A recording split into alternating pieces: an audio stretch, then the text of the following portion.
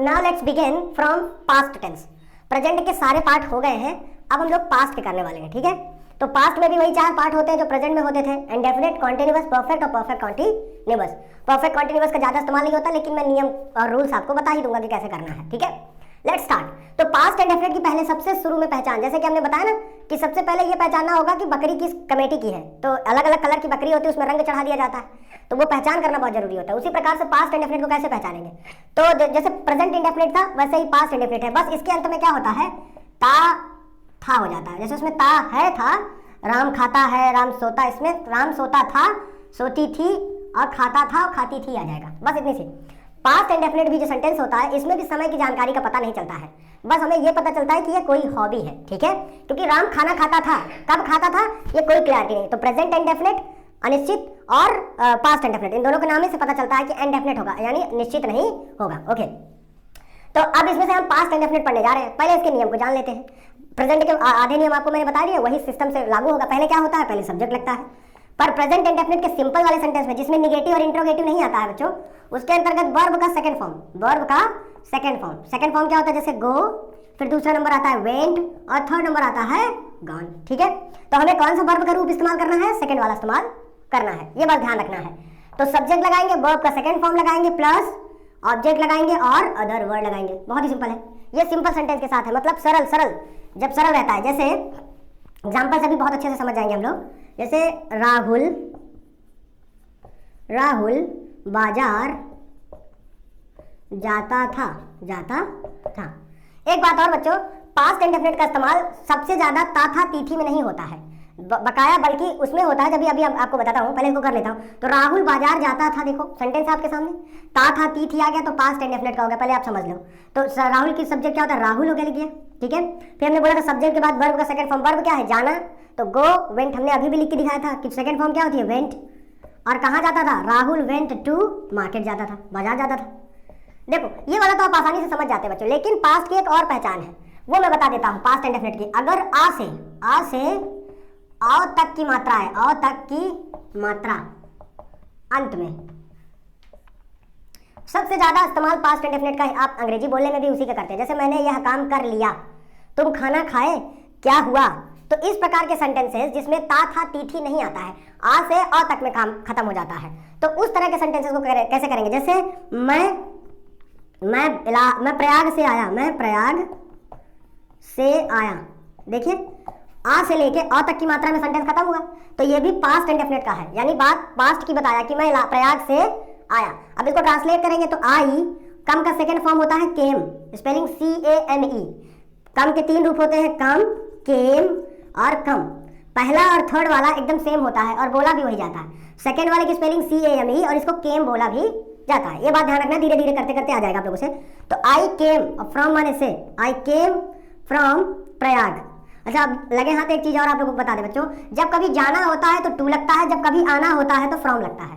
क्या, जब भी कहीं जाएंगे आप तो टू लगाते हैं, स्कूल जाते हैं गो टू स्कूल, हॉस्पिटल जाते हैं गो टू हॉस्पिटल, पर अगर कहीं से आते हैं तो फ्रॉम लगता है। ठीक है, ये बात भी ध्यान रखना। तो आप समझ पा रहे हैं, राधिका गई, वे आए, हम खाना खाए, ये सारे सिंपल सेंटेंस के अंतर्गत आते हैं, यही आपको समझना पड़ेगा। वह बाजार गया तो ही वेंट टू मार्केट, वही मतलब होगा। ठीक है बच्चों, आई होप कि आप लोगों को इसका समझ आ रहा होगा। अब हम चलेंगे निगेटिव वे। अभी ये आप लोगों को एडवांस वर्जन नहीं पढ़ाया जा रहा, एडवांस वर्जन इसके बाद वाला है। पहले आप रूल बेसिक्स जान लीजिए, कहाँ पे क्या पुट करना है, उसके बाद तो एडवांस में डिफिकल्ट या जो आपको कठिन लगते हैं वो सेंटेंसेस हम अप्लाई करेंगे और आप लोगों को समझाएंगे। अब देखते हैं निगेटिव में क्या होता है। नेगेटिव सेंटेंस के अंतर्गत जो चीजें हैं निगेटिव हो जाएंगी, यानी नहीं लग जाएगा। ठीक है, बस सीधी सी बात है। तो इसका फॉर्मूला क्या होता है, सब्जेक्ट होता है, आपको पहले पता है, हेल्पिंग वर्ब इसमें एक ही लगती है, डिड, और प्लस नॉट लग जाएगा, और वर्ब का फर्स्ट फॉर्म प्लस ऑब्जेक्ट। अब देखो, आपको बार बार बताने की जरूरत नहीं है। इंट्रो में क्या होता है बच्चों, इंट्रो में तो और आसान है, इंट्रो में मैंने प्रेजेंट में सारे चीज को एकदम बारीकी से बताया आप लोगों को। इंट्रो में पहले हेल्पिंग वर्ब लग जाएगी, डिड लग जाएगा, बाकी सेम प्रोसेस। अब मैं आपको इंट्रो और नेगेटिव के दोनों के रूल्स बता देता हूँ कुछ एग्जाम्पल की तरह। ठीक है, तो राधिका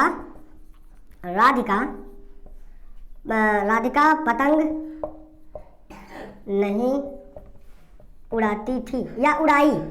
ध्यान रखिएगा बच्चों, ये उसमें भी अप्लाई होगा, निगेटिव इंटरगेटिव सबके साथ। अगर उड़ाई भी होता तो भी पास्ट सेंटेंस का होता। देखो यहाँ नहीं आ गया तो ये निगेटिव सेंटेंस होता है। इसको कैसे बनाएंगे, राधिका क्या बनाएंगे, राधिका हेल्पिंग वर्ड डीड लगती है, चाहे सिंगुलर हो चाहे प्लूरल हो, सबके साथ एक ही हेल्पिंग वर्ड, तो आपको ढूंढने की जरूरत नहीं कि सिंगुलर है प्लूरल। तो राधिका डीड फिर नॉट फ्लाई, वर्ब का फर्स्ट फॉर्म। अब यही समझने वाली बात होती है बेटा, जब निगेटिव सेंटेंस आता है तो वर्ब का फर्स्ट फॉर्म लग जाता है, सिंपल वाले में वर्ब का सेकंड फॉर्म। बहुत सारे बच्चे यही गलती करते हैं कि पास्ट जब पढ़ते हैं तो सिंपल सेंटेंस में जैसे सेकंड फॉर्म लगाए हैं, तो जब निगेटिव पढ़ते हैं तो हेल्पिंग वर्ब लगाते हैं पर वर्ब का सेकंड फॉर्म लगाना नहीं भूलते हैं, इसलिए एक साथ पढ़ाया जाता है इसको, ताकि आप भूले नहीं। पास्ट इंडेफिनिट को इतना दिन पढ़ लेते हैं कि सिंपल सेंटेंस वाला बनाते बनाते बनाते बनाते आप जब दूसरे तीसरे दिन आते हैं तो वही प्रक्रिया चालू रहती है। तो वर्ब का निगेटिव और इंट्रोगेटिव सेंटेंस के साथ फर्स्ट फॉर्म और सिंपल सेंटेंस के साथ वर्ब का सेकंड फॉर्म लगता है, ये बात आपको ध्यान रखनी है। तो Radhika did not fly the kite, ये हो गया आपका निगेटिव सेंटेंस। अब हम लेते हैं इंट्रोगेटिव सेंटेंसेस, इसको रिलेट करना पड़ेगा। इंट्रोगेटिव सेंटेंसेस, क्या आपने पाठ याद किया, क्या आपने पाठ याद किया। अब ये भी देखिए, ये भी सेंटेंस किसका है, आ से अ तक की मात्रा है, लास्ट में और कुछ ना है आया है ना था आया है, तो ये क्या हो गया, पास्ट इंडेफिनिट। अब इसमें हेल्पिंग वर्ब पहले लगाएंगे क्योंकि वन वर्ड आंसर है, तो सबसे पहले क्या लगाएंगे, डिड। अब सब्जेक्ट क्या है, डिड यू, आपने को यू बोलते हैं तुम, डिड यू लर्न, याद करना का मीन्स होता है learn, first form, did you learn the lesson माने होता है पाठ, और यहाँ इंट्रोगेटिव साइन लगाएंगे क्योंकि इंट्रोगेटिव है, तो did you learn the lesson, it's simple, ठीक है। अब यही चीज बीच में आ जाएगा तो उसकी स्पेलिंग पहले बनाएंगे फिर हेल्पिंग वर्ब बनाएंगे, तो आई होप आपको समझ आ गया होगा, ठीक है। अब हम बच्चों चलेंगे कॉन्टिन्यूअस में। आप लोगों को मैं पहले ही बताया था कि बारीकी से चीज़ों को समझना है, बस तो काम बन गया आपका। देखो इसमें क्या हेल्पिंग वर्ब कौन सी यूज हो रही थी बच्चों, सिर्फ डिड इस्तेमाल हो रही थी, सभी सब्जेक्ट के साथ, सभी सब्जेक्ट के साथ हेल्पिंग वर्ब इस्तेमाल की जा रही थी। अब कॉन्टिन्यूअस, पहले हम जानेंगे कि इसको पहचानेंगे कैसे। तो कॉन्टिन्यूअस की क्या पहचान होती है बच्चों, कॉन्टिन्यूअस की पहचान होती है रहा था रही थी, हमने बोला था पहले ही, रहा था रही थी, यानी ये वो सेंटेंसेस है जो आपको रिकॉग्नाइज करवाते हैं कि ट्रांसलेशन मतलब कि काम लगातार हो रहा हो। अभी प्रेजेंट कॉन्टिन्यूअस में क्या हो रहा था कि काम हो रहा है, गाड़ी चला रहे हैं, खा रहे हैं, सो रहे हैं। पास्ट कॉन्टिन्यूअस में कोई काम लगातार हो रहा था, समझ में आ रहा, तो उसके हिसाब से इसको इस्तेमाल किया जाता है। बड़ा ही सिंपल है, इसमें हेल्पिंग वर्ब कौन कौन सी लगती है बच्चों, वॉज लगती है और वर लगती है। अब आपको पता ही चल गया होगा कि सिंगुलर राम शाम सीता गीता थर्ड पर्सन के साथ वॉज, और plural number we you they I के साथ भी लगा सकते हैं, पर आई के साथ वॉज लगता है, वी यू दे तथा प्लूरल नंबर के साथ वर्ब का इस्तेमाल करते हैं, ठीक है। और वर्ब में हमेशा आईएनजी क्या लगाते हैं, वर्ब में आईएनजी। तो इसका रूल लिखने की जरूरत नहीं पड़ेगी, आपको क्लियरली समझ में आ जाएगा। जैसे फिर भी लिख देता हूँ, subject plus helping verb was and verb plus verb में आईएनजी प्लस ऑब्जेक्ट और प्लस अदर वर्ड, ये सब के साथ ऐसे लगाना है, निगेटिव इंट्रोगेटिव सिंपल सबके साथ। चलिए देखते हैं, वे क्रिकेट खेल रहे थे, क्रिकेट खेल रहे थे, ठीक है, सिंपल है। तो दे माने क्या होता है, वे, तो दे, फिर हेल्पिंग वर्ब दे के साथ वर लगती है, तो दे वर। अब प्ले माने खेलना होता तो प्ले में आईएनजी लगाना पड़ेगा, तो they were playing cricket, simple, do you understand that. तो दे वर प्लेइंग क्रिकेट, ये आपका ट्रांसलेशन कंप्लीट हो गया। अब इसी में नहीं लग जाएगा तो दे वर नॉट लग जाता है यहाँ पर, क्या वे क्रिकेट खेल रहे थे तो वर दे प्लेइंग क्रिकेट हो जाएगा, यानी ये सेंटेंसेस पहले इस्तेमाल हो जाएंगे, ठीक है, हेल्पिंग वर्ब पहले इस्तेमाल हो जाएगी। एक और देख लेते हैं ताकि आपको आसानी हो, इंट्रोगेटिव का देख लेते हैं। इंट्रोगेटिव का, वह स्कूल क्यों आ रहा था, वह पढ़ाई क्यों कर रहा था, ये तो अजीब बात है, वह पढ़ाई क्यों कर रहा था। लो भाई, पढ़ाई करेंगे नहीं तो काम कैसे चलेगा।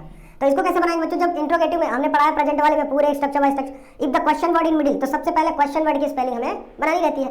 तो क्यों की स्पेलिंग क्या होती है, वाई, तो वाई के बाद रहा था रही थी, तो इसमें हेल्पिंग वर्ब क्या लगेगी, वह के साथ थर्ड पर्सन है, थर्ड पर्सन के साथ वॉज लगता है, क्या लगता है, थर्ड। तो वाई वॉज ही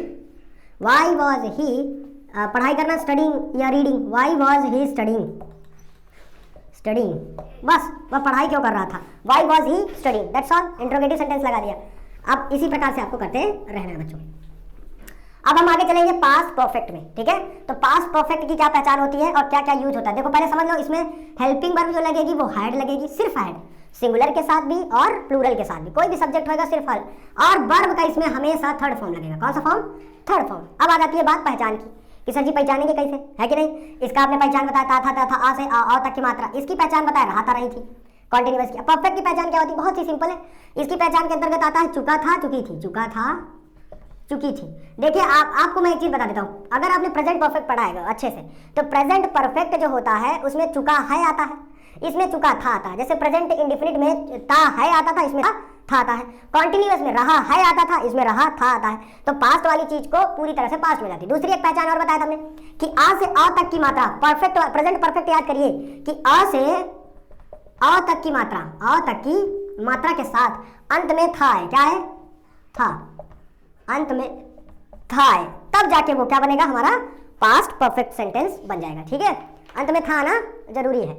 जैसे उसने किताब खरीद ली थी। उसने किताब, बहुत सारे लड़के इसी में कंफ्यूज होते हैं, खरीद ली थी। पर टेंशन मत लीजिए, बहुत आसानी से बता दूंगा। देखो तो पहले इसको देखते हैं कैसे बनाएंगे। Subject plus helping verb had plus verb का थर्ड फॉर्म। इतना तो ध्यान रखना, फिर बाकी जो चीजें बनती है बनाते जाएंगे।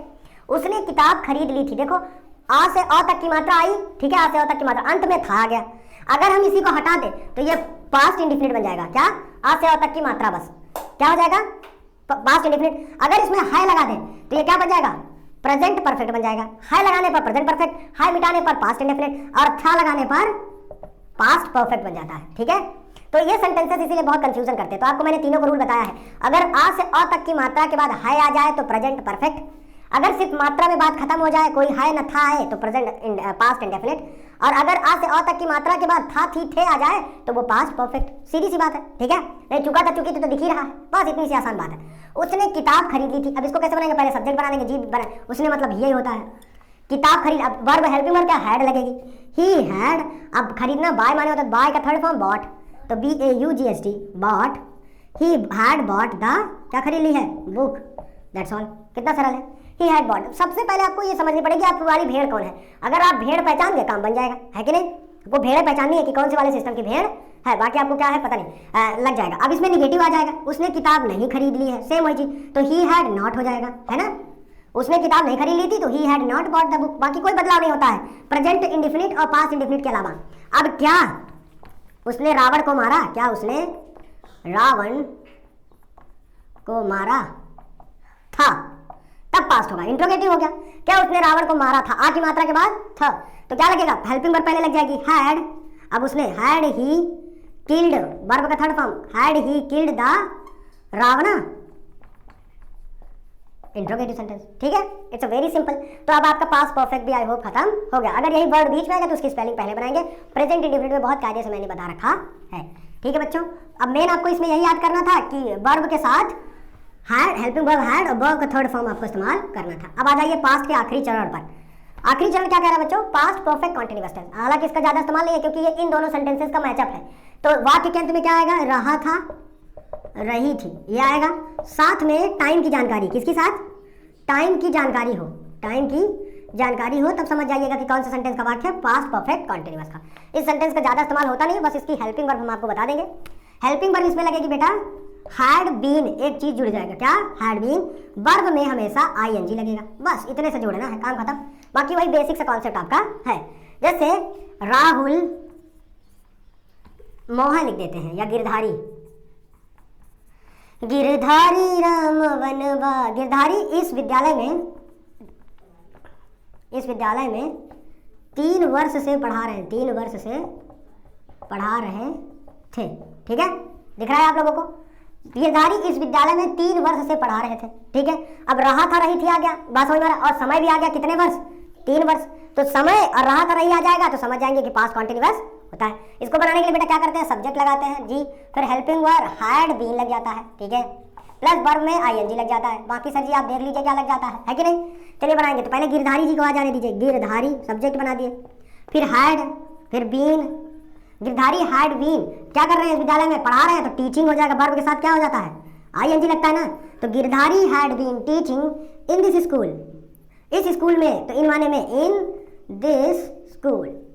अब कब से पढ़ा रहे हैं भैया? यही बात समझ नहीं रहती, हमने पढ़ाया प्रेजेंट परफेक्ट में, प्रेजेंट परफेक्ट कॉन्टिन्यूअस, कि समय की गणना अगर नंबर में हो तो आपको क्या लगाना है? फॉर, और अगर सुबह शाम दोपहर हो तो आपको बताना है सिंस, तो फॉर 3 years। That's all. ये पास्ट का सेंटेंसेस आपका समाप्त हुआ। अब हम चलेंगे फ्यूचर में, आई होप कि समझ में आया होगा। तो future indefinite, future continuous, future perfect और फ्यूचर परफेक्ट कॉन्टिन्यूअस, उसके बाद से आपका ट्रांसलेशन अपलोड हो जाएगा। आप एंजॉय करिए, एक एक चीज़ देखिए बारीकी से और समझिए। ये आखिरी सेंटेंस आपके सामने मैं लेके आया हूँ और सबसे ईजीएस्ट होता है।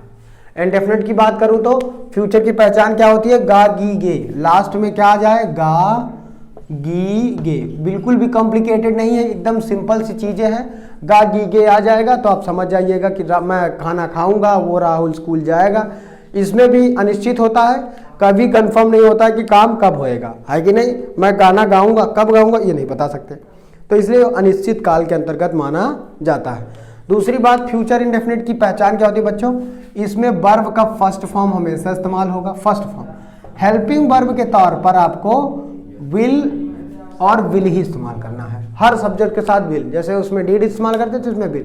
सैल को हमने छोड़ दिया, अगर पुरानी किताब मिल जाए तो आई और वी के साथ मैक्सिमम टाइम आपको सैल मिलता है। सिंपल से बेस पर आप समझते हैं वर्ब का फर्स्ट फॉर्म और सैल या विल में कोई चीज एक ऐड कर देंगे। बाकी आपको पता है इंडेफिनिट में बता रहे, कॉन्टिन्यूअस हर में वही चीज बता रहे हैं कि सिंपल के साथ सब्जेक्ट पहले बनाएंगे फिर हेल्पिंग वर्ब, तब आपको समझ में आ न गया होगा कि कब सब्जेक्ट लिखना है कब हेल्पिंग वर्ब लिखना है। 12 थोड़ा बता चुके, एक को बस समझ लो कि सब्जेक्ट के बाद हेल्पिंग वर्ब लिखना है कि सबसे अंतिम में हेल्पिंग वर्ब लगानी है, बिल्कुल सब्जेक्ट के बाद ही लिखनी है, यही आपको समझना है बस। अगर ये समझ गए तो आपको पता चल जाएगा कि क्या कौन सी चीज है और कहां पे पुट करनी है। तो subject plus helping verb will, verb का फर्स्ट फॉर्म और प्लस ऑब्जेक्ट और अदर वर्ड, यही काम करना है बस, और कुछ ही नहीं है। तुम सुबह से पढ़ रहे हो या तुम पढ़ोगे, तुम इंग्लिश याद करोगे, इंग्लिश, तुम इंग्लिश याद करोगे, जाओ तुम चाहे जहां, है कि नहीं। देखो तुम इंग्लिश याद करो, विल लगाना है जी, बिल्कुल लगाना है, तो यू विल, ठीक है, सबके साथ विल लगाना है ना, तो यू विल। अब तुम वर्ब का first form you will learn, learn माने याद करना, first form you will learn, अब कौन सी English, you will learn English, that's all. अब इसमें कौन सा तुम्हारे माथा के ऊपर जा रहा है कि तुमको समझ ही नहीं आ रहा है बात, कौन सी बहुत कठिन कह दी गई, मेंटली तुम बना लिए जिसको तो वो नहीं आएगा। तुम इंग्लिश याद करोगे, अब तुम इंग्लिश नहीं याद करोगे, नहीं लगा दिए तो you will not learn English, कितना सरल है, बस निगेटिव लगा देंगे हेल्पिंग वर्ब के बाद। हमने बताया कि कब कैसे जोड़ना है प्रेजेंट से। फिर क्या तुम स्कूल जाओगे, अब देखो ये भी प्रश्न पूछ रहा है, क्या तुम स्कूल जाओगे, है ना सेंटेंस, ये इंट्रोगेटिव हो गया, तो इसमें हेल्पिंग वर्ब पहले लग जाएगी, क्या पहले आ गया है, तो पहले लग जाएगा विल यू, अब यू माने सब्जेक्ट है, will you go to school, हमने बताया था जब जाना है तो क्या होता है टू, अब आना होता है तो from, will you go to school, question mark हो गया, ओके। तो इसी प्रकार अब तुम स्कूल क्यों जाओगे, तो जब क्यों बीच में आ जाता है तो उसकी स्पेलिंग पहले, why will you go to school, है ना।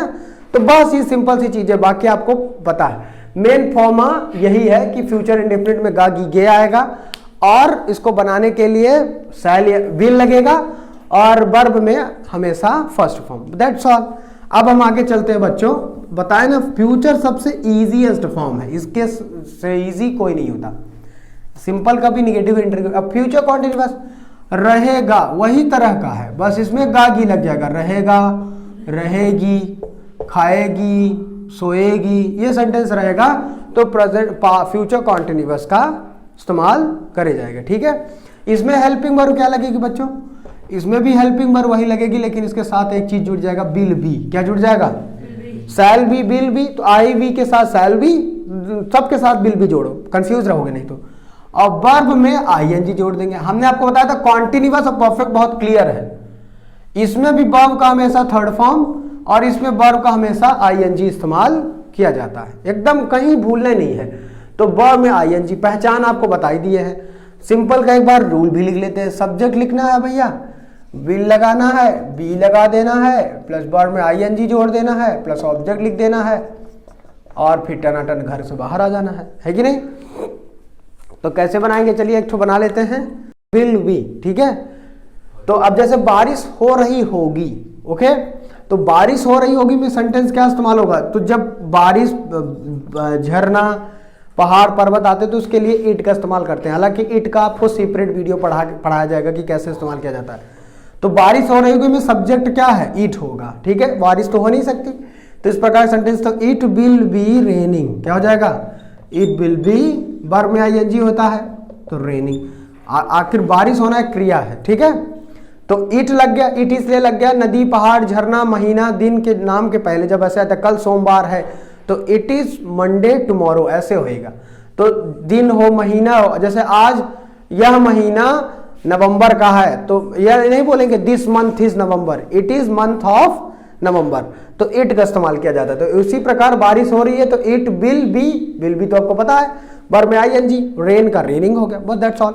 अब बारिश क्यों हो रही है या हो रही है, नहीं हो रही है, नहीं हो रही तो it will not be raining, क्या हो जाएगा, it will not be raining. अब क्या बारिश हो रही है इसको बना दीजिए तो क्या होगा, विल पहले लग जाएगा, विल इट बी रेनिंग, बस सीधी सी बात है, इंट्रोगेटिव बन गया, क्या बारिश नहीं हो रही है।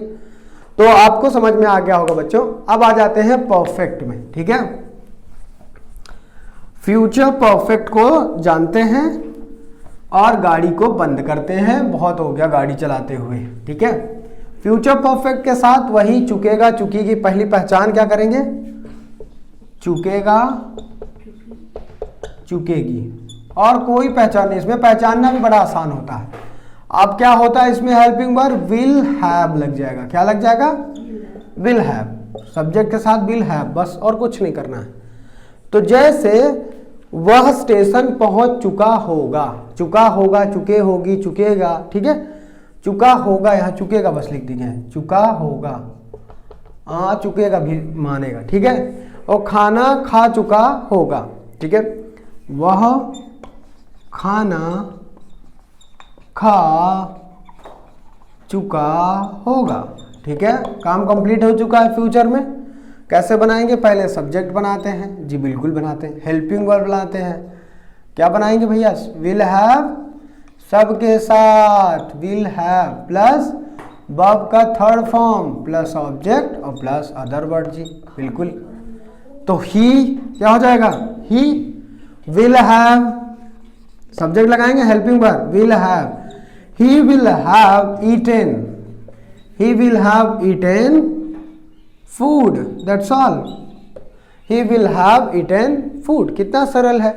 अब वह खाना नहीं खा चुका होगा तो he will not have eaten food, क्या वह खाना खा चुका होगा तो will he have not eaten, will he have eaten food, not तो नहीं है। तो इसी प्रकार से आप पुट करते चले जाएंगे बारी बारी से।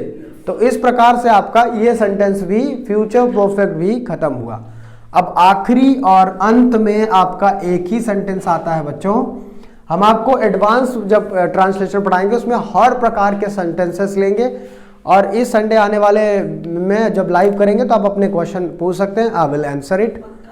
अब फ्यूचर परफेक्ट कॉन्टिन्यूअस के अंतर्गत हमने वही बताया था, रहेगा, रहेगी के साथ टाइम, क्या है, टाइम की जानकारी मिले। सब आप इसका सिर्फ रूल जान लीजिए, बाकी आप लोग इसका ज्यादा इस्तेमाल नहीं करते। रूल के अंतर्गत क्या लगेगा, हेल्पिंग वर्ब आपको पता होनी चाहिए, तो क्या होगा, will have been, will have been, इतनी बड़ी हेल्पिंग वर्ब का इस्तेमाल किया जाएगा। और वर्ब में आईएनजी, जैसे आप कॉन्टिन्यूअस, परफेक्ट कॉन्टिन्यूअस में जो जहां लगता था, इस प्रकार से। Thank you so much.